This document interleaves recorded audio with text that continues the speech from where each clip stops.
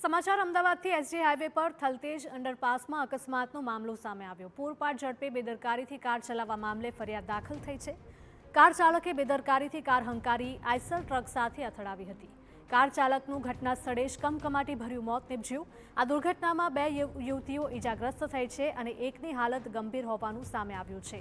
ગંભીર રીતે ઇજાગ્રસ્ત યુવતી સોલા સિવિલ હોસ્પિટલમાં સારવાર હેઠળ છે। આ સમગ્ર ઘટનાક્રમ જોઈએ તો ગત મોડી રાત્રે આઈસર ટ્રક અંડરપાસ નજીક બંધ પડી ગયો હતો, જે બાદ આઈસર ચાલકે તેની આસપાસ તમામ આડસ પણ ગોઠવી હતી।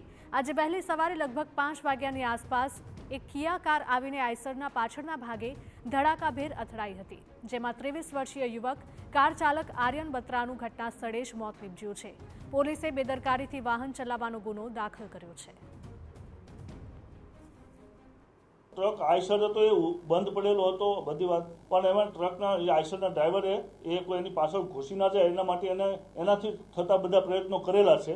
એટલે એનો ઈરાદો બીજો ગુનાહિત જણાતો નથી, પણ ડ્રાઈવરની ફરજમાં આવે કે એને રોડ ઉપર ધ્યાન રાખવું અને દૂરંદેશીપણાથી ચલાવવું જોઈએ।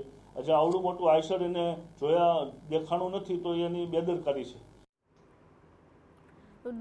આ દુર્ઘટના ઘટી તે સમયે કારમાં 2 યુવતીઓ સવાર હતી, જેમાંથી કીર્તિ અગ્રવાલ નામની યુવતીને સામાન્ય ઈજાઓ પહોંચતા સારવાર બાદ રજા અપાઈ છે, જ્યારે મૂળ મુંબઈની અને પીજીમાં રહીને અભ્યાસ કરતી પ્રિયાંશી ચોકસી નામની યુવતીની હાલત ખૂબ જ ગંભીર છે। તેને પણ બ્રેઇન હેમરેજ થયાનું સામે આવ્યું।